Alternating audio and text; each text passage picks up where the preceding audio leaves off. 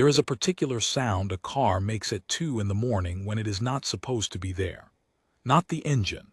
The silence after the engine, that held breath, that pause before a door opens and someone you love steps out into the rain carrying everything they have left.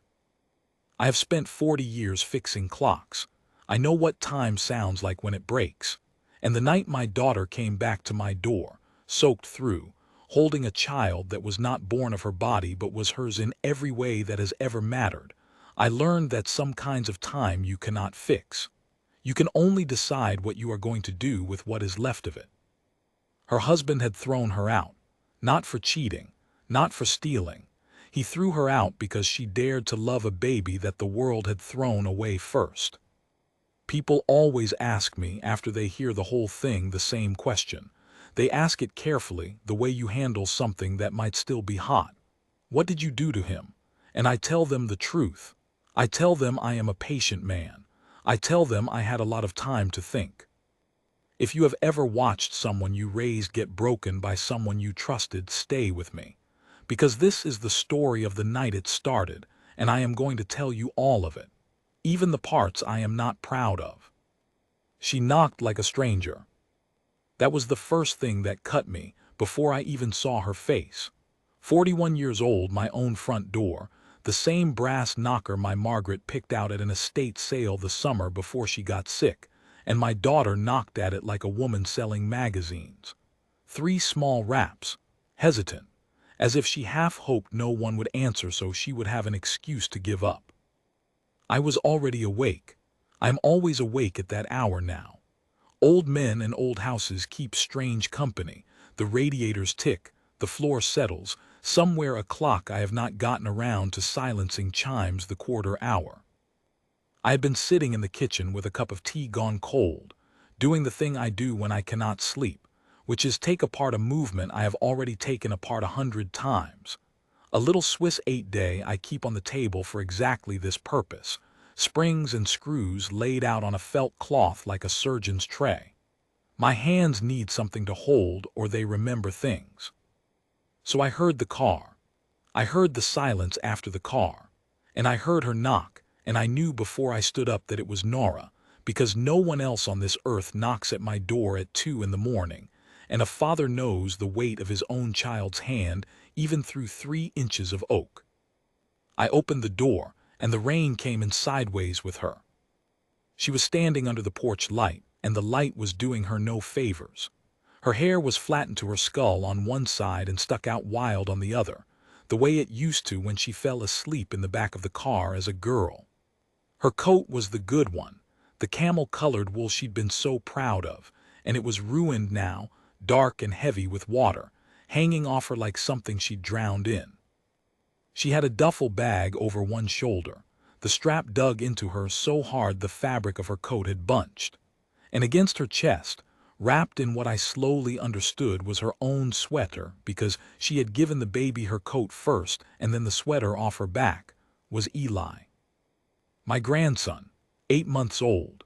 Asleep, thank God, his face turned in against her, one fat fist curled near his mouth, utterly unaware that his whole small world had just come apart at the seams. "Dad," she said. And then she didn't say anything else because her chin started to go, that terrible tremor I had seen exactly twice before, once when her mother died, and once when I told her the lump was nothing and then it turned out to be something. And a grown woman trying with everything she has not to cry in front of her father is one of the most painful things you will ever witness. She pressed her lips together. She breathed through her nose. She lost. I did not ask her what happened. There is a time for questions, and it is not when your child is standing in the rain shaking. I have learned a few things in 40 years, and one of them is that. "Come in," I said. Come in, give me the bag, mind the step, it's slick." I took the duffel. It weighed almost nothing, which told me she had packed it in a hurry or had not been allowed to pack much. And I filed that away the way you file away the small wrongness of a clock that is keeping time but ticking slightly off. And I put my other hand on her shoulder and steered her inside, out of the weather, into the yellow light of the hall where Margaret's photographs hang in their crooked frames I have never had the heart to straighten. The baby stirred, made a sound, settled. Nora stood dripping on the runner and looked around the house she grew up in like she had never seen it before, and I understood that she was not seeing the house. She was seeing the inside of her own head, replaying something, and whatever it was bad enough that her eyes had that glassed-over look, that thousand-yard thing you see on men who have come back from places they should not have been sent. "He changed the locks," she said. Just that, out of nowhere. Not hello, not I'm sorry to wake you. Just the fact that had clearly been circling her mind the whole drive over, the splinter she could not stop touching with her tongue. "He changed the locks while I was at the pediatrician. I came home and my key didn't work and there were 2 boxes on the porch with my name on them in his handwriting." She laughed, and it was an awful laugh, the kind with no humor anywhere near it. "He used a marker. He stood there with a marker and wrote my name on a box of my own things. He spelled it wrong. He's known how to spell my name for 9 years and he spelled it wrong, Dad. He wrote Norah with an H, and I don't even know why that's the part I can't." She stopped. She looked down at the baby and her whole face changed, smoothed out, the mother in her overriding everything else the way it does. She bounced him a little automatic, a motion her body had learned in 8 short months as thoroughly as if it had been doing it for 1,000 years. "I need to get him warm," she said, calm now, terribly calm. "His room, I don't have his. I left in such a hurry I don't have half his." "There's the old crib in the back room," I said. "Your crib? It's in the attic, but I can have it down in 10 minutes, and there's the space heater. Go on, your old room, the bed's made, the bed's always made. I'll bring tea. I'll bring everything. Go on, Nora, you're home." I do not know what it was about that word, home, but she made a sound when I said it that I will hear until I die, a small broken exhale like the last of the air going out of something, and she nodded fast, 3 times, and carried my grandson up the stairs of my house, and I stood in the hall with her ruined coat in my hands and her wet duffel at my feet, and I listened to her footsteps cross the ceiling above me into the room that had been hers when she was small. And then, only then, when she could not see me, I let my own face do what it needed to do. I'm not a man who shows much. My father was the same, and his father by all accounts, and I suspect we are all just very good clocks, calm faces, complicated insides, a great deal happening behind the dial that no one is meant to see. Margaret used to put her hand flat on my chest sometimes and say she could feel the gears turning. She said she married me because still water runs deep and she'd had enough of shallow men splashing around. She also said, near the end, that my one great flaw was that I felt everything twice as hard as I let on and let it out half as often, and that this was going to kill me one day the way it had not killed her, because she at least had the sense to yell. I did not yell that night. I went into the kitchen and I put the kettle on, and I stood with both hands braced on the counter and I breathed. The little Swiss movement was still spread out on its felt. 8 days it would run, if I ever put it back together, a small machine designed to hold time gently and let it out at an even pace no matter what was happening in the room around it. There is something to that. There is something steadying in a mechanism that does not care how you feel, that only asks to be wound and treated fairly, and will then keep its end of the bargain for as long as it lives. I have given my life to such things, and I have never once been disappointed by one. People are another matter. I thought about Marcus. I made myself think about Marcus the way I make myself look at a movement that's been dropped slowly, part by part, refusing to flinch from the broken bits. My son-in-law. 9 years. I walked Nora down to him myself, gave her arm to him under that white tent in the rain. It rained at the wedding too. Now that I think of it, I should have read that, and I shook his hand and I told him, the way fathers do, that I was trusting him with the best thing I had ever made. And he looked me in the eye, this tall, confident man with his good teeth and his family money and his firm handshake, and he said, "I'll take care of her, sir. You have my word." His word. I am 68 years old. I have shaken a great many hands. I would like to tell you I knew that night under the tent that his word was a check drawn on an empty account. But I didn't. I liked him. God help me, I liked him. He laughed at my jokes and he listened when I talked about escapements, and he never once made me feel like the old man in the corner. That is the part that I cannot forgive, not the locks, not the boxes, not even the marker. The years of being liked. The years of him sitting at my table eating Margaret's recipes off Margaret's plates, calling me Pop, asking my advice, and the whole time, somewhere down in the works of him, a flaw I never spotted. A weak tooth on a gear. The kind that holds and holds and holds, and then one day, under load, shears clean off, and the whole machine flies apart in your hands. The kettle screamed. I took it off the heat before it could wake the baby. I made 3 cups out of habit, realized, poured one back. You see, the thing you have to understand about how it happened, and Nora told me the rest of it in pieces over the next few hours, in that bare upstairs room with the space heater glowing orange, and the baby finally down in the crib, I hauled out of the attic with arms that are not what they were. The thing you have to understand is that there was never one moment where Marcus turned into a monster. That would be easier. We would all sleep better if people came with a moment like that, a click, a switch you could point to and say that's where I should have stopped him. It is never like that. It is small. It is gears. It started, she thinks, about 1.5 years ago, when the doctors finally told them what some part of Nora had known for a long time, that there would be no baby of their own. Not ever. Her body, the same body I had watched grow up, had simply decided this was not a road it could go down. And I will not pretend to know what that does to a woman, because I am a man and I cannot know it. But I watched it nearly take my daughter apart at the time, and I watched her put herself back together, screw by screw, the way I taught her without ever meaning to, and I watched her arrive not at peace exactly, but at a decision. There is a child somewhere, she said to me one afternoon on this very porch, a child already here, already alive, who needs exactly what I have to give. Why am I grieving for one that doesn't exist when there's one that does? I told her she was the bravest person I knew. I meant it. I still mean it. Marcus said yes. That is the part that twists in me. He said yes. He sat in the agency's beige little office and he filled out the forms and he answered the home study questions and he held Nora's hand in the photographs. And when they brought Eli to them, a tiny scrap of a thing, born to a mother who could not keep him, with a heart murmur the doctors said he'd likely grow out of, and a way of gripping your finger like he'd been waiting his whole short life for someone to hold on to, Marcus cried.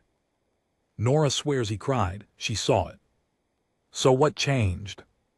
I asked her that, around 4 a.m, when the rain had eased to a drip off the gutters and we were both too wrung out to keep pretending we might sleep. What changed, sweetheart? Help me understand, because the man I knew. And she was quiet for a long time. And then she said something I have turned over in my mind 1,000 times since, and it is the closest thing to an answer I have ever found. And it is also the moment I stopped being only sad and started being something colder. She said, his mother held the baby once, at the christening, and afterward in the car she said she didn't even whisper it, Dad, she said it like she was commenting on the weather. She said, well, at least when he grows up, no one has to know whose he really was. The space heater ticked. The baby breathed in his crib, that small, fast bird breath of the very young. And Marcus didn't say anything, Nora went on. He had the wheel in his hands and he didn't say anything. And I think that was the moment, not for me, for him.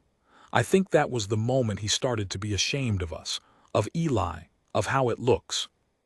The Hales don't. There's all this stuff with the family, the firm, his father's whole legacy. He calls it, like he's royalty. And somewhere in there it stopped being about whether he loved his son and started being about whether his son was real enough to put on the Christmas card. She wiped her face with the heel of her hand. He told me to give him back. I did not say anything. I have learned that too. 3 weeks ago. He sat me down at our own table and he said, calm, so calm. He'd clearly practiced it.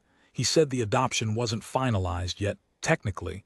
There was still a window, and that he'd been thinking, and that maybe we'd rushed into it, and that there were agencies that would take Eli back, place him somewhere else, somewhere that fit better, and that no one would have to know, and we could try again later or not, but that this wasn't working for him. Her voice had gone flat, reciting. He used the word working, like Eli was a contractor, like my son was a bad hire. She looked at me then, and there was something in her face I had not seen since she was very small, since before she learned to hide things, pure, undefended hurt, the kind that has not yet hardened into anything useful. I said no, she whispered. That's all I did, Dad. I just said no. I said he's ours, Marcus, he's our son, the papers don't make him real, he was always going to be real. And I held my ground, and I thought he'd come around. I thought love would, I thought I'd outstubborn him. I'm your daughter, I can outstubborn anyone. A wet, ruined laugh. And tonight I came home from the doctor, and my key didn't work. I want to be honest with you, because this whole story is worthless if I am not, and there is a great deal of it that does not flatter me. So here it is. When my daughter finished talking and finally let me hold her, my 41-year-old child folded against my chest the way she did at 6 with a skinned knee, I did not feel like a comforting father. I felt the comfort happening, I performed it. I stroked her wet hair and I said the things, you're safe. You're home. He can't touch you here. That's my boy in there and nobody is taking him anywhere. And all of it was true and all of it I meant. But underneath it, down in the works of me, where Margaret used to put her hand, something was turning that I had not felt turn in a very long time. I will tell you plainly, a man with means.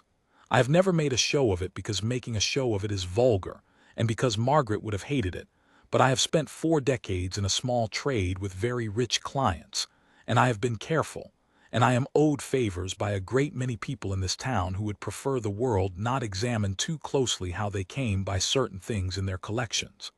I know the bank manager. I know the man who runs the licensing board. I sold a restored carriage clock to a state senator's wife and fixed, for free and in confidence, a great deal more than her clock.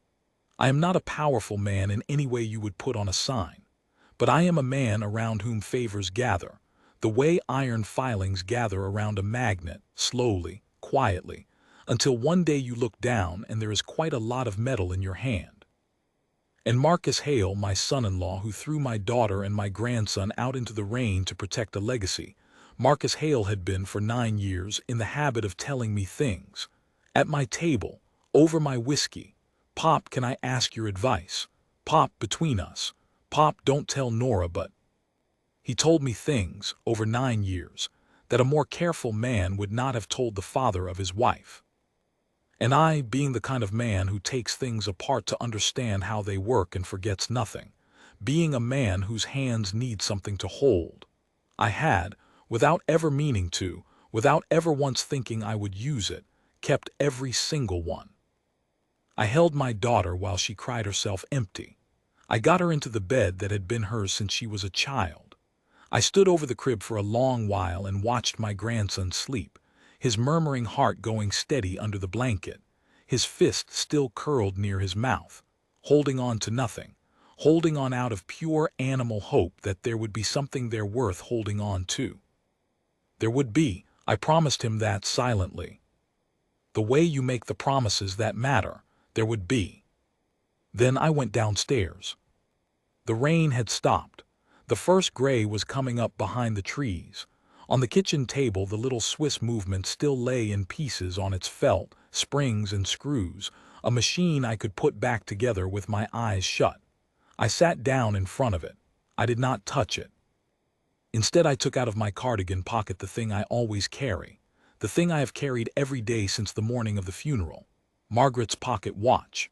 Her grandfather's, then her father's, then hers, then mine to keep, a beautiful old thing, an open-face hunter with a hairline crack across the crystal. I have chosen never to fix because she got that crack the day Nora was born, dropped it in the hospital corridor in her hurry, and I am sentimental in the one place I will admit to it. It had wound down weeks ago. I keep it as a thing to hold, not a thing to read.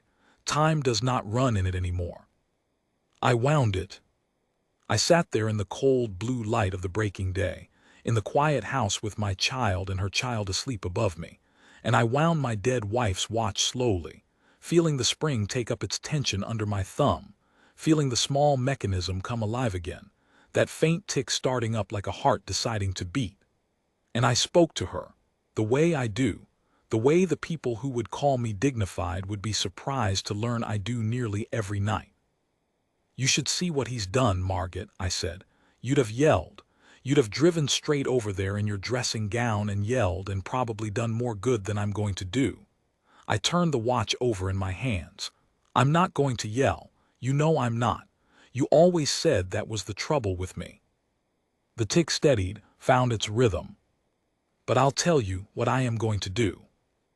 And I want you to understand, because what comes after, in the days that followed, the things I set in motion, the doors I closed and the ones I quietly opened, the slow and patient and not entirely clean machinery of it, I want you to understand that it did not begin with rage. I have done things in rage and they are always shoddy work, all of them. Rage builds nothing that lasts. No. It began with a man at a kitchen table, in the gray light, winding a broken watch, deciding with the calm of 40 years' practice exactly how he was going to spend the time he had left. I am a patient man, and I had been keeping records for 9 years. The letter came on a Tuesday by courier, which tells you something all by itself. Marcus had a perfectly good arm and a car and the address of the house he'd visited 100 times, but he paid a man in a windbreaker to drive across town and put an envelope into my hands on my own porch, because that is how the Hales do things. They put distance between themselves and the wound. They hire the knife. I signed for it because the boy in the windbreaker looked cold and it wasn't his fault, and I stood in the doorway turning the envelope over while he drove off. And I will tell you that I knew what was inside it before I opened it, the way you know a clock is going to give you trouble before you've even got the back off. Heavy stock. A law firm's name embossed in the corner, not the Hale family firm. They were too clever for that, but a divorce specialist 3 towns over, the kind whose name you only know if you've already lost. Cream paper. Cold weight. I did not open it on the porch. I am not a man who reads bad news standing up. Inside, in the careful, murderous language of people who bill by the hour, it said that my son-in-law was filing, that he was seeking, and here was the part that made the old machine in my chest skip a tooth, that he was seeking primary custody of the minor child Elias, pending finalization of the adoption, on the grounds that the petitioner, Nora, had abandoned the marital home and demonstrated instability by removing the child to a third party's residence without agreement. Abandoned the marital home. He changed the locks. He wrote her name on a box with a marker. He spelled it wrong. And his lawyer was going to stand in front of a judge and call it abandonment. And the worst part, the part I sat with for a long while at the kitchen table, the letter flat in front of me, my tea going cold the way it always does because I forget it the moment something needs thinking about.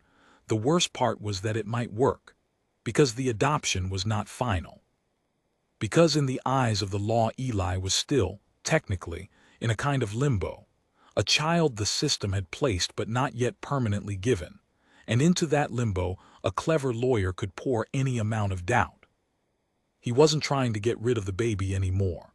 That was the thing I had to understand, and it took me most of that Tuesday to understand it, because it turned my whole picture of him upside down. 3 weeks ago he wanted Eli gone. Now he wanted Eli kept by him. The math of it only worked one way, and I am good at math. I have to be. A clock that's a half-second out over a day is a clock that's lying to you.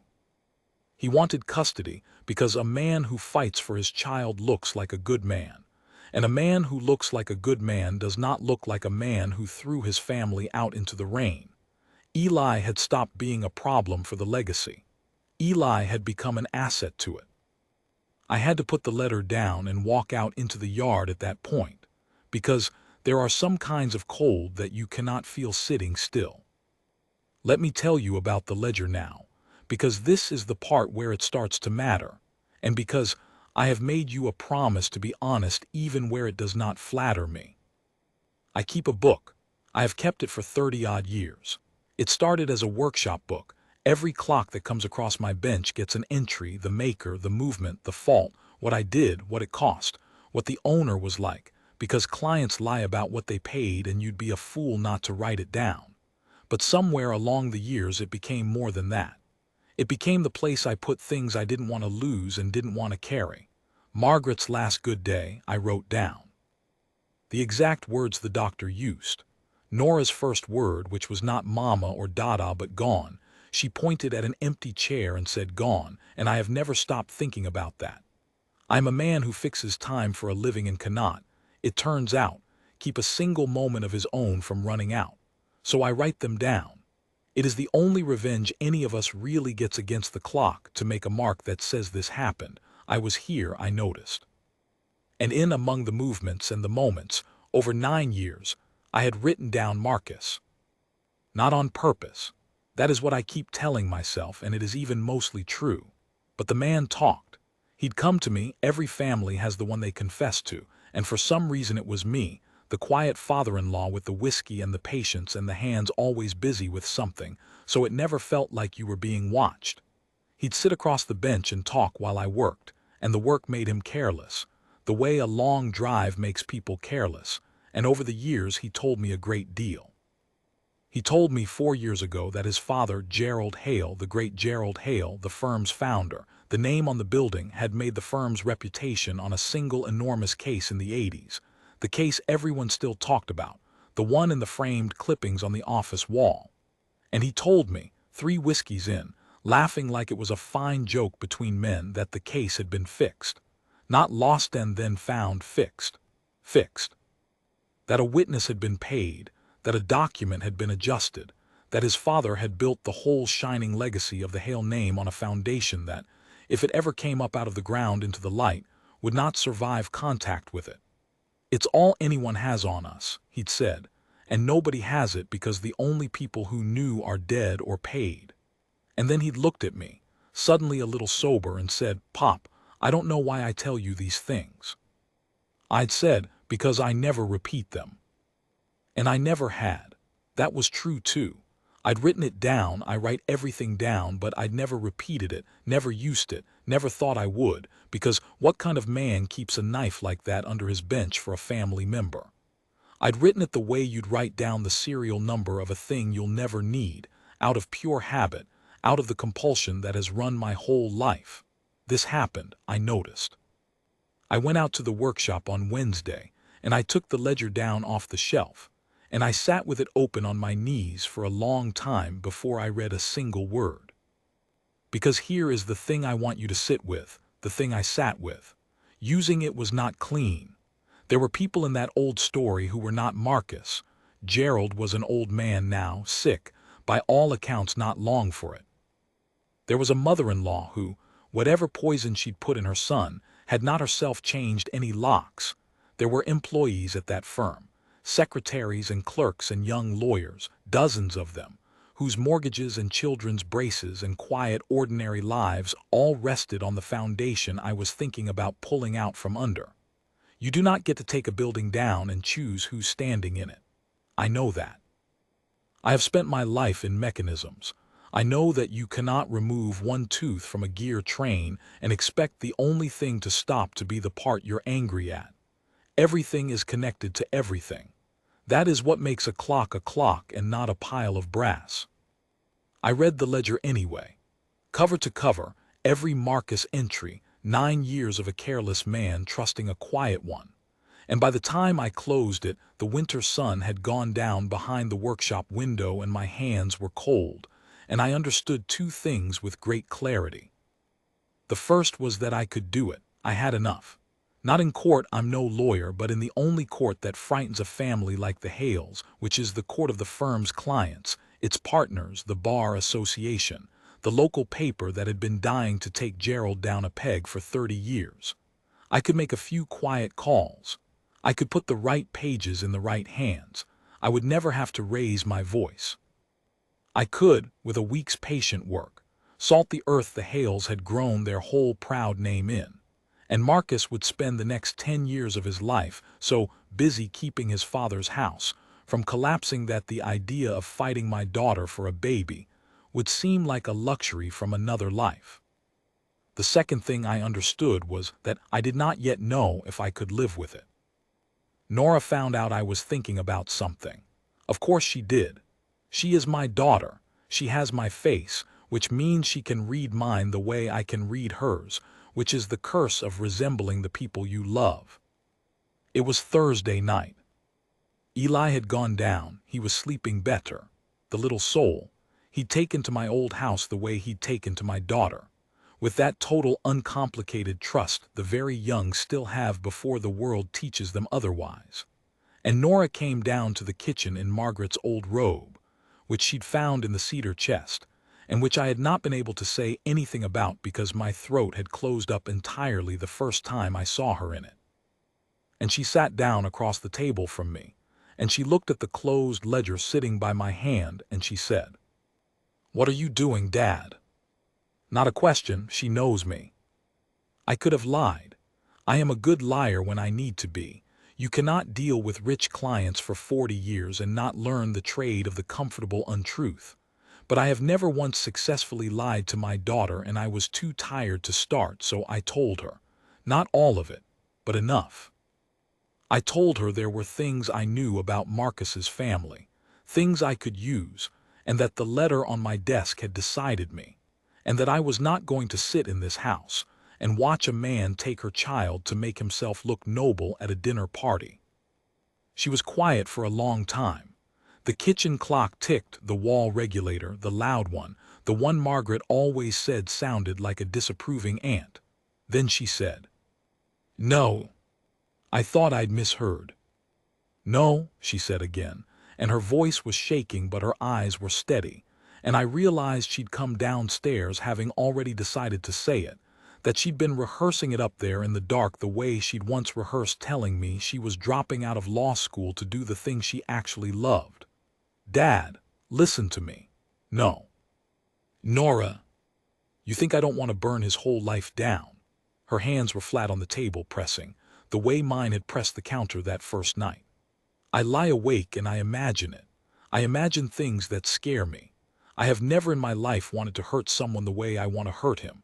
And I'm his. I loved him, Dad. I'm not even allowed to be the only thing I am. I have to be the woman who loved him and the woman who could kill him both, at the same time, all night, every night. She wiped her face hard. But here is what you don't understand because you've never sat in the kind of office I've sat in this week. If you go to war with the Hales, if you do whatever it is you're planning and they feel it, and they will feel it because you don't do anything by halves, do you know what they'll do? They won't surrender. People like that don't surrender.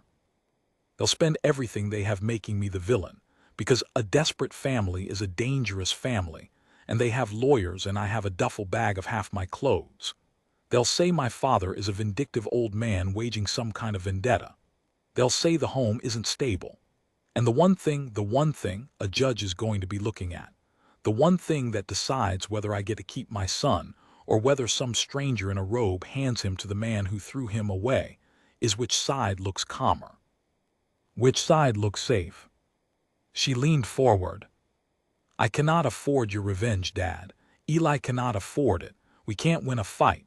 We can only fail to lose one, and we only fail to lose it by being so boring, so stable, so unimpeachably fine that there is nothing for them to point at. You light a fire over there and the smoke is going to blow straight over here. Onto me. Onto him." And then she said the thing that took the legs out from under me. "I didn't run to you so you could fight him. I ran to you because you were the only safe place left. Please don't turn the safe place into another front in the war." I did not sleep that night. I want to tell you I made a clean decision, but I did not. I lay awake in the room I'd shared with Margaret for 30 years, and I argued with two women, one of them downstairs and one of them dead. And they were both, infuriatingly, right and not right at the same time. Nora was right about the world. She had sat in the offices, I had not. A judge does not care that you are correct. A judge cares that you are calm. War would put my daughter's calm at risk, and her calm was the only currency she had, and I would be a fool, a vain fool, an old man who wanted to feel powerful one more time before the dark, to spend her safety buying myself the satisfaction of watching Marcus burn. But Margaret, who I conjured up sitting on the end of the bed the way she used to, one leg tucked under her, looking at me with that particular impatience she reserved for when I was being reasonable at a moment that did not call for reason. Margaret would have said, "And what happens, Conrad, when the calm isn't enough?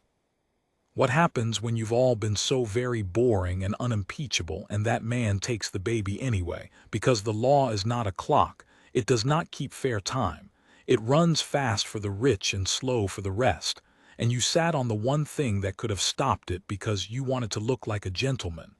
What will you write in your little book then? This happened. I noticed. I did nothing." That is the trouble with loving a clever woman. You never get her back, but you never lose the argument either. She stays in you, taking the other side forever. Toward dawn, I have made my peace mostly, with the fact that the important hours of my life all seem to happen toward dawn, that I am a man the dark hands things to, and the light takes them away from toward dawn. I got up, and I did not go to the workshop, and I did not pick up the ledger. I went into the back room where the crib was, and I stood over my grandson in the gray light, and I watched him sleep. His heart was getting stronger. I could see it, the way I can see when a balance wheel is finding its swing. There was more pink in him than there'd been that first wet night, more weight, a kind of settledness in how he lay. He'd be all right, the doctors said now. He'd very likely grow clean out of it.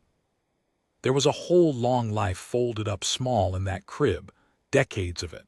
A man who didn't exist yet sleeping inside a baby, and every single thing about whether that life was a good one or a hard one was being decided right now, this week, by adults in rooms he would never remember, fighting over him in languages he couldn't speak.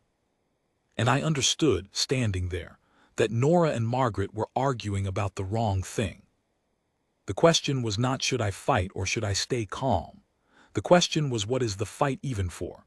Because Nora thought I wanted to destroy Marcus, and Margaret thought I wanted to win, and standing over that crib I understood that I wanted neither of those things, not really, not at the bottom. What I wanted, the cold, patient thing that had started turning in me at the kitchen table the first night and had not stopped, was for this child to be safe, permanently. Beyond the reach of any clever lawyer or ashamed husband or weather. And there is more than one way to put a thing beyond reach. You can destroy everyone who might come for it. Or you can simply make the thing impossible to take. I went down to the workshop as the sun came up. I did not open the ledger. Instead, I opened the drawer where I keep the contacts I have gathered over 40 years. Not the bank manager, not the senator's wife, not the man at the licensing board, not the newspaper editor who'd have wept with joy to get his hands on the Hale story. None of the weapons. I took out instead a card I'd kept for 11 years and never used. The best family lawyer in 3 counties. A woman whose grandmother clock I had restored for nothing the year her own father died, because she'd come to collect it the day of the funeral and I hadn't had the heart to take her money. She'd pressed the card on me and said, "Mr. Anything, ever, you call me, I mean it." And I'd put it in the drawer and never needed it. I turned it over in my fingers in the cold morning light. Anything, ever. There is a difference, I was beginning to understand, between revenge and protection. They can use the same tools. They can look, from the outside, almost identical.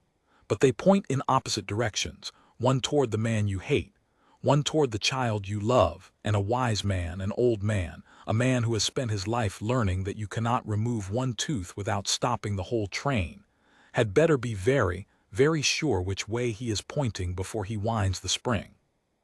I picked up the phone. It was not yet 7. I dialed anyway.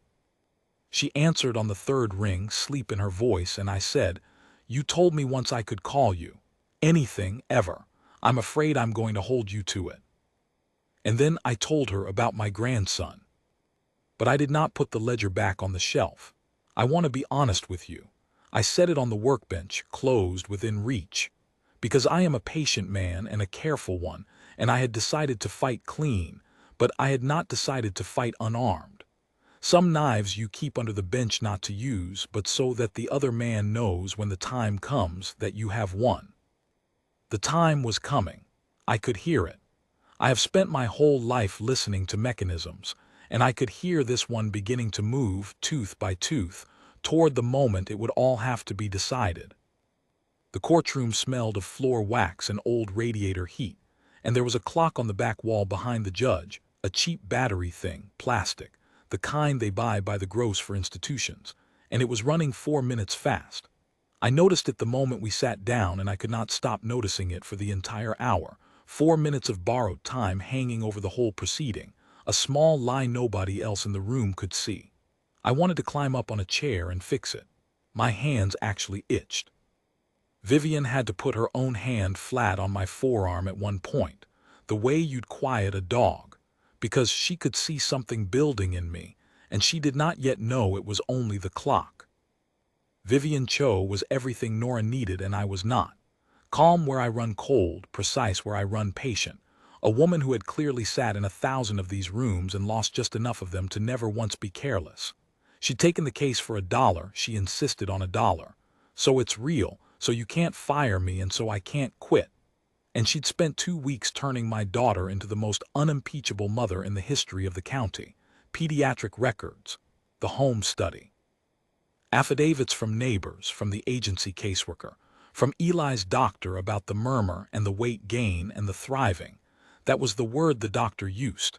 The baby was thriving. Vivian built a wall of calm, boring facts around my daughter brick by brick, exactly as Nora had said she'd have to. And we walked into that wax-smelling room genuinely believing the wall would hold.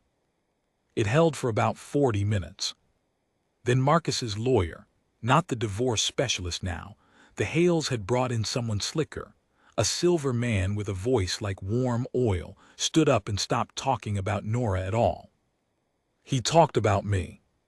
He stood there in his beautiful suit, and he told the court in a tone of great reluctance, as though it pained him, that he felt compelled to raise a troubling pattern, that the child was residing not in any neutral, stable environment but in the home of the petitioner's father, a man, he said, with considerable and unusual influence in this community. That this man had, in just the past 2 weeks, been in contact with the editor of the local paper, with a member of the licensing board, with individuals connected to the very firm that employs members of the Hale family. That there were, he said, concerns. He loved that word, concerns.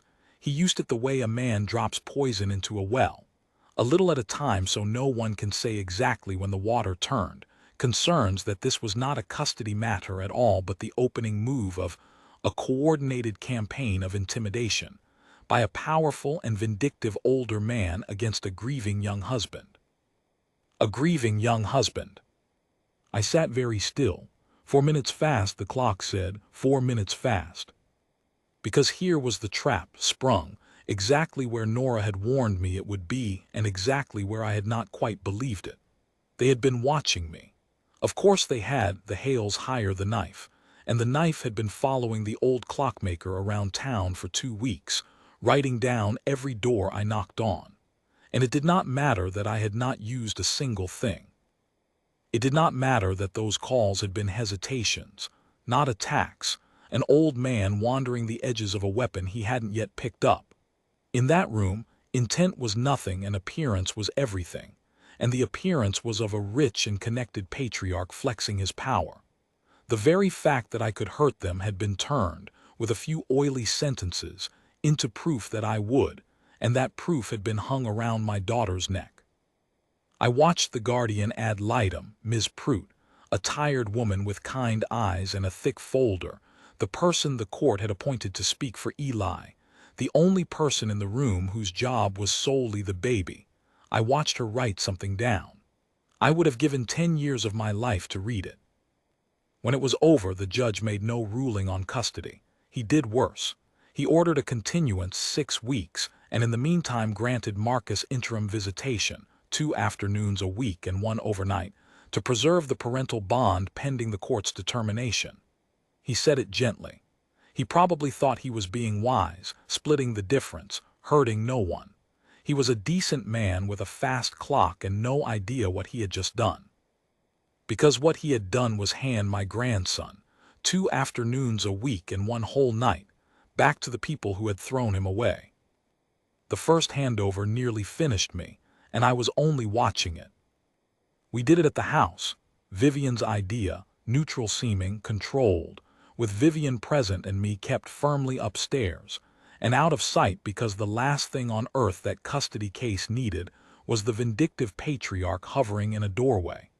So I sat at the top of the stairs like a child sent to his room, 68 years old, listening. I heard Marcus's car.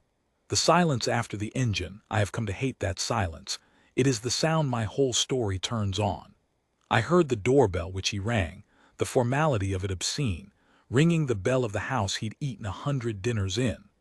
I heard Nora's voice go bright and false and steady, the voice of a woman performing calm for a court that wasn't even in the room because she'd been told her whole future depended on the performance never stopping.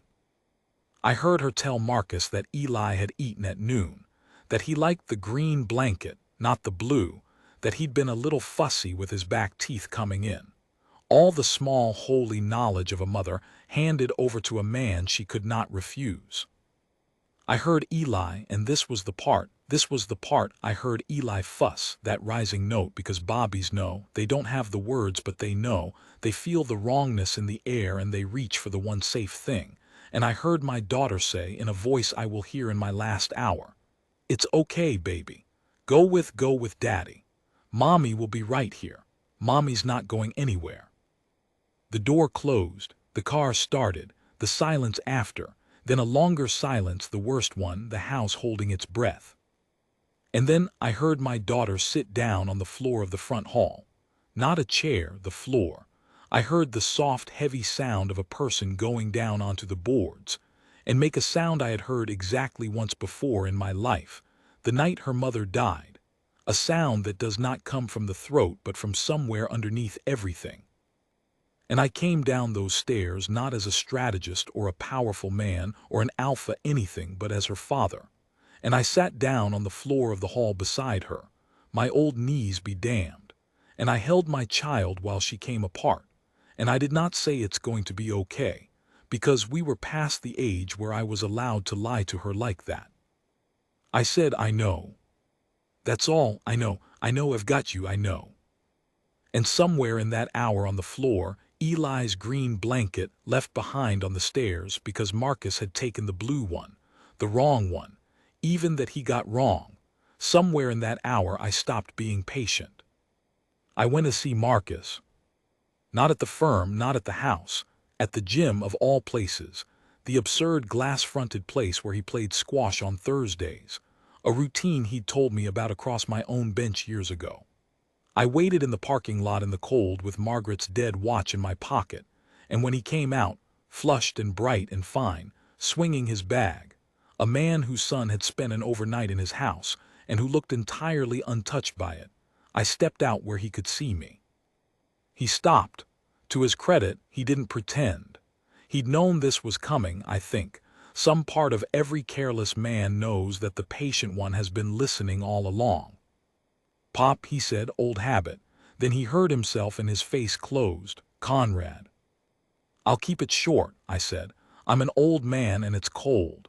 I took my hands out of my pockets so he could see they were empty, which was its own kind of message. "I know about your father's case, the '86 case, the witness, the document. I've known for 4 years because you told me at my bench with my whiskey in your hand the way you told me everything because I never repeated any of it. I have it written down, dates, your words. Enough that one phone call to the right person turns your family's whole shining name into the largest scandal this county has seen in a generation." I watched it land. I'll give him this, he didn't flinch the way I'd pictured all those nights, lying awake building this moment in my head where he goes pale and small and begs. He went still. He got quieter. And I understood watching him that I had taught him this, the same way I'd taught Nora, without meaning to, the family of quiet men, the calm faces over the turning gears. He'd learned it across my bench. "So that's the play," he said softly. "The old man's been keeping a knife under the counter the whole time. I always wondered why you let me talk so much." "So did I," I said. "Turns out I'm a careful man." I let the cold sit between us a moment. "Drop the custody petition, Marcus. Sign the consent for the adoption. Walk away clean and I burn the book and you never hear from me again. Or don't, and we'll see whose name survives the year." And here is where the trap I'd already half felt in the courtroom closed the rest of the way, because Marcus Hale looked at me, and he did not look afraid. He looked relieved. And that was so far from anything I'd expected that it stopped me cold. "You really don't see it," he said. "God. Nora got the brains, I always knew that, but I figured you." He shook his head, and there was something almost gentle in it, something that frightened me far more than anger would have. "Conrad, use it, please. I mean it, I'm asking you to. Make your phone call. You know what happens. My father is dying. He's got months, maybe less. That's not public yet, but it's true. He's at the house with a nurse and a morphine pump, and he doesn't always know what year it is. You destroy the name of a dying man. The paper feasts. The firm folds 140 employees, by the way, but I don't suppose you've counted them. And then, my lawyer stands up in that courtroom holding the newspaper and says, 'Your Honor, here is the proof. Here is what we have been telling you. The petitioner's father is a vindictive, powerful man who has now publicly destroyed an entire family to win this case.' Is this the environment? Is this the grandfather? Is this stability?" He spread his hands. "You hand me the baby, Conrad. You hand him to me gift-wrapped, and you do it yourself with your own knife. So please, please, make the call. I'm begging you to." The wind came across the parking lot. Somewhere a car alarm started and stopped. "You came to threaten me," Marcus said, almost kindly, picking up his bag. "And you've just shown me your whole hand, and your whole hand is a gun pointed at your own daughter. That's why I'm not afraid of you. You can't fire it without killing her." He walked past me toward his car, and at the last moment he paused, and he said the cruelest true thing anyone has ever said to me, said it without even raising his voice. "You should have raised her to be less like you. The patient ones always lose. You wait, and you keep your little book, and meanwhile the rest of us just act." The silence after his engine, I stood in it a long time. I want to tell you I had a clever answer. I didn't. He was right. That is the thing I had to drive home and sit with, alone in the cold workshop, with the ledger on the bench in front of me, 9 years of patience, 4 years of a knife I'd told myself I'd never use and had now used in the worst possible way by showing it. The weapon was real. And it was a trap, and I had walked Nora and Eli to the very edge of it, and Marcus had seen the whole mechanism at a glance, because a clever coward sees clearly even when a patient man can't. I sat there most of the night. Margaret would not come. Even she, I think, had no argument for this one. I'd reached the place past the place where wisdom lives. I had a weapon I couldn't fire, a daughter on the floor of the hall, a grandson handed across a doorway twice a week into the arms of people who saw him as an asset, and 6 weeks until a judge with a fast clock decided everything based on which side looked calmer. And the other side had just spent 2 weeks proving that the calm side was me, and I was a vendetta in a cardigan. Toward dawn, always toward dawn, I did the thing I should have done first, before the calls, before the gym, before any of it. I stopped thinking about Marcus. Marcus was a tooth on a gear. I have spent my life learning that you do not fix a clock by attacking the part that's failing. You trace the power back, spring to barrel to train. You find the source of the force, and you address it there at the root, where a small correction changes everything downstream. And the source of this whole machine was not my son-in-law.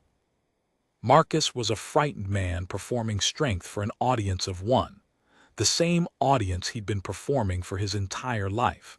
The man whose name was on the building, the man with the morphine pump who didn't always know what year it was. Gerald Hale, the dying patriarch, the first mover, The man whose legacy had poisoned his son so thoroughly that the son could throw away a baby to protect it and then fight to take that same baby back when the baby became useful to it. Everything Marcus did, he did facing his father. Even now, especially now.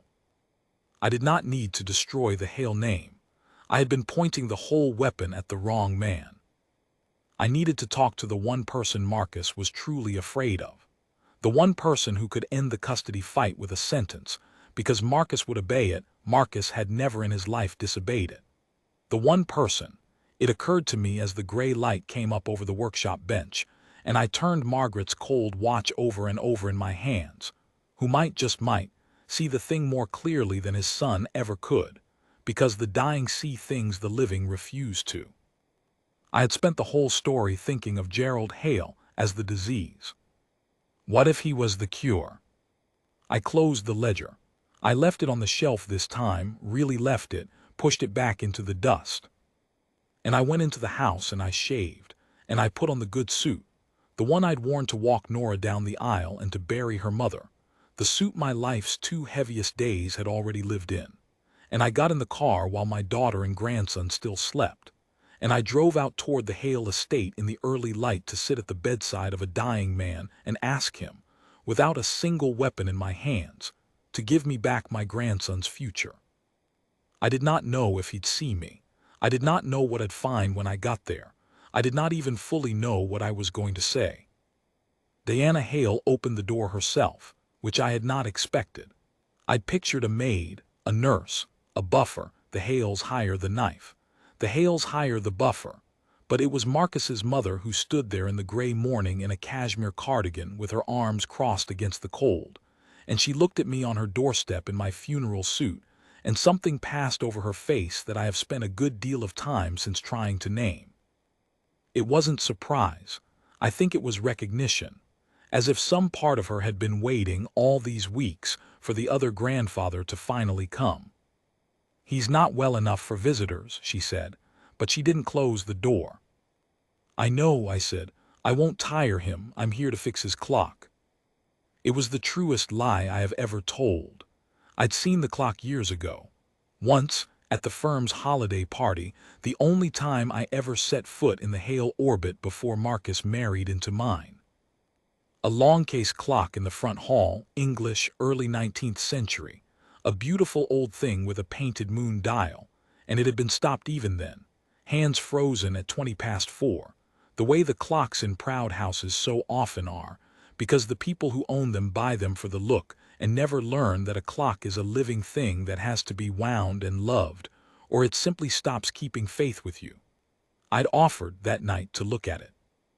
Gerald had laughed and said it had been stopped since his wife's mother died, and he rather liked it that way. Stops the house from getting older, he'd said, and I'd thought it the saddest thing I ever heard a rich man say. Diana looked at me a long moment. Then she stepped back and let me in, and I think we both understood that I was not really there about the clock, and that the clock was nonetheless the only honest reason either of us could bear to say out loud. The long case still stood in the front hall, hands at 4:20, just as I'd left them in my memory. But I didn't stop there. Diana led me up the wide stairs to a bedroom that smelled of the things a sick room smells of, and there, in a bed too big for him, was Gerald Hale.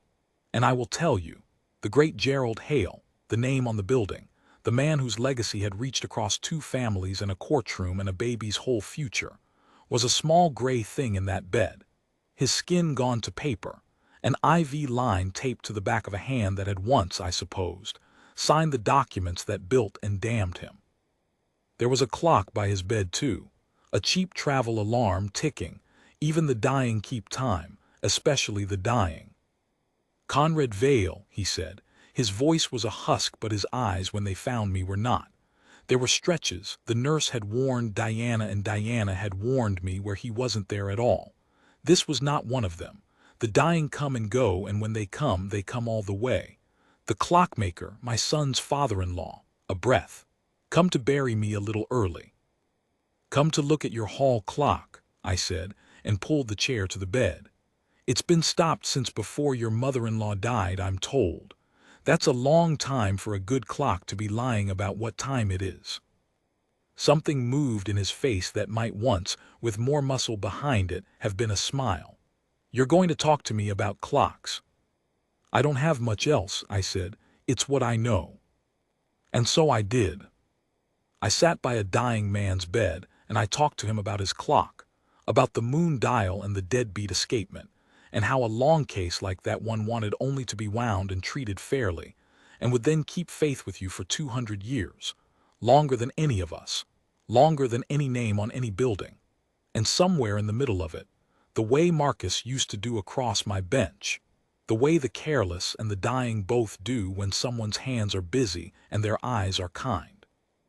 Gerald Hale began to talk to me, not about clocks. You know, he said, about the case, the 86 matter, Marcus told you, not a question. He tells everyone eventually. It's the great open secret of his life. He carries it around like a stone in his shoe, and he can't stop showing people the stone. A long, wet breath. I built the whole thing on a lie, Conrad, the firm, the name, all of it. One paid witness, one altered page 40 years ago, and everything since, the building, the clippings, the legacy. He said the word the way you'd say the name of a disease. Everything since has been a cathedral built over a corpse. I've known it every single day. You think I don't keep time? The travel clock ticked. I keep nothing but time. I said nothing. I have learned that. And the worst of it, Gerald said, and here his voice did something, here it cracked along an old hairline I recognized because I carry one in my pocket. The worst of it is what it did to the boy. I never told him to be like this. You have to understand that. I never sat him down and said, Marcus, build your life on appearances, throw away anything that doesn't shine. He learned it. He watched me the way children watch, and he learned the lesson I was teaching without words, that the name is the thing, that the look of the thing is the thing, that you protect the cathedral no matter what's buried under it. His paper hand moved on the blanket. When I heard he'd put that baby out, his own, that little boy, I held him once. Did you know that at the christening he gripped my finger? He stopped. His eyes were wet. I thought, there it is. There's my legacy, not the building, that. A grandson on the street in the rain because the name had to stay clean. I taught him that. I built him to do that. 40 years I thought I was building a firm, and what I was actually building, the whole time, the only thing I was really making, was a man who could do that. The room was very quiet. Downstairs, faintly, I could hear the long case clock not ticking. And then, Gerald said, when he turned around and decided to fight for the boy to take him, I knew exactly why. Not love. God, not love, to look like a father, to win. To make the abandonment disappear by replacing it with a custody battle, so that 10 years from now the story would be Marcus fought so hard for his son. The smile again, terrible now. He thinks he's doing it for me. He thinks I want the line secured. The Hale air. A long silence. I don't want anything secured, Conrad. I'm dying. I want to die having done one clean thing. And the cleanest thing I can think of is to take this one stone out of that boy's shoe before it's too late, even if I have to break his heart to do it. I leaned forward. Then help me, I said. Not with a weapon. I had a weapon. I came close to using it, and it would have destroyed everything, including the thing I was trying to save. I left it home. I'm here with nothing in my hands. I'm asking one old man to another, stop your son. Tell him the truth. Tell him you never wanted any of it. Let my daughter keep her boy. Gerald Hale looked at me for a long moment with those eyes that had come all the way back into the room. You came into my house, he said slowly, with the means to burn my whole name to the ground, and you left it on the shelf. A breath. Why? And I told him the truest thing I knew, the thing I'd worked out at the bench in the gray hours. Because a man becomes what he's willing to do, I said. Marcus threw a child away to protect a name. If I burn 100 families to protect a child, I'm just him pointed the other way. I'd win and I'd be him. And then what kind of man hands my grandson his future? No, I sat back. I'd rather lose clean than win dirty, but I came here hoping I wouldn't have to choose. Gerald was quiet a long time. Then he said, get my son on the telephone, and after Conrad, go down and fix my clock.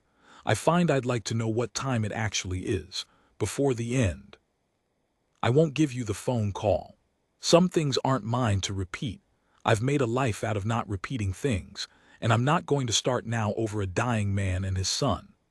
I sat in the hall by the silent long case, and I worked on it while it happened upstairs, my hands busy the way they have to be, and I heard pieces of it through the floor. Gerald's husk of a voice, going on longer than I'd have thought he had breath for. And then Marcus's voice, which I did not hear words of, only the shape, the rising disbelief, the argument, and then the long, terrible silence of a man being told, by the only voice he'd ever been performing for, that the performance had never been wanted, that he'd thrown his family into the rain for an audience that was, even now with its last strength, asking him to stop. That in the end was the revenge. I want to be honest with you about that because you've come this far with me and you deserve it. People hear this story and they want the ledger. They want the phone call to the newspaper, the firm in ruins, Marcus disgraced and weeping in the wreckage. And I had all of that in my hand. I could have given it to you. But here is what I have learned fixing time for 40 years, listening to careless men and burying the woman who could read my gears. The cruelest thing you can do to a man who has built his whole self around being seen a certain way is not to destroy what he's built. It's to let him keep all of it, the name, the firm, the clean reputation he sold his family to protect and stand there, untouched, having lost the only things that ever mattered, and know that he did it for nothing. Know that the father he performed for was ashamed. Know that the patient old man he laughed at across the bench walked into his house with a loaded weapon and chose, out of something Marcus will never understand and never have, not to fire it. I didn't take revenge by burning his cathedral down. I took it by leaving it standing, with him alone inside it, for the rest of his life. Gerald Hale died 11 days later. Marcus dropped the custody petition the morning after our phone call and signed the consent for the adoption a week after that through lawyers by courier. The Hales put distance between themselves and the wound, even the kind ones, even at the end. I went to the funeral. I stood at the back. Marcus saw me and didn't come over, and I didn't go to him, and that, too, was the whole of what we had left to say to each other. The adoption finalized in the spring. Vivian Cho charged us a second $1. Ms. Prout, the guardian who'd looked at my daughter across that wax-smelling room and written something I never got to read, stood up at the hearing and said, for the record, that in 11 years of speaking for children she had rarely seen a clearer case of a child being home. Eli laughed through the whole thing. He just learned to laugh at the sound of his own name. And the judge kept saying Elias, and Eli kept shrieking with delight. And there is no document, no ledger, no clean legal language on earth that captures the sound a courtroom makes when a baby laughs at the judge. There's a long case clock in my front hall now. English, early 19th century, painted moon dial. Gerald left it to Eli in his will, the one untainted thing, I suppose, the one piece of that whole sad legacy that was only ever about time and not about appearances. Diana had it delivered herself, drove behind the truck the whole way and stood in my hall while the men set it up, and before she left she put her hand on the case once, the way you touch a coffin, and she looked at Eli in Nora's arms across the room and her mouth did something and she didn't say anything at all and then she was gone. We don't speak. But twice a year on his birthday and at Christmas, a parcel comes for Eli with no note. I don't send them back. He has one grandmother who can't look at him and one grandfather who couldn't stop. A boy should keep what family he's got. I wound the clock the day it came. It hadn't run since before Gerald's mother-in-law died. Decades that poor machine stopped at 4:20, lying about the time in a proud cold house. And it took me the better part of an afternoon to bring it back. But I brought it back, and it stands in my hall now keeping perfect time.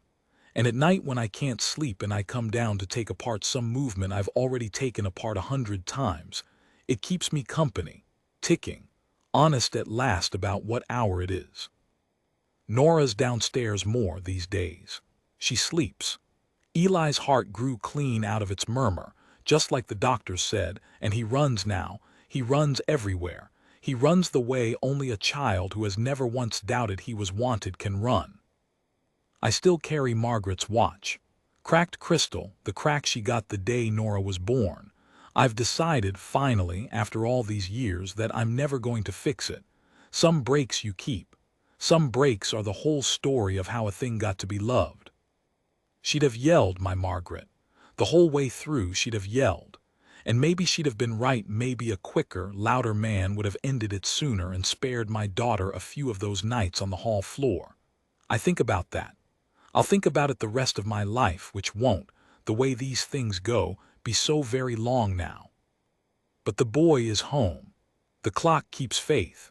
And when Eli is old enough to ask me why the long case in the hall and the watch in my pocket keep such different time, one perfect, one stopped forever at the hour his mother was born to a different family in a different life.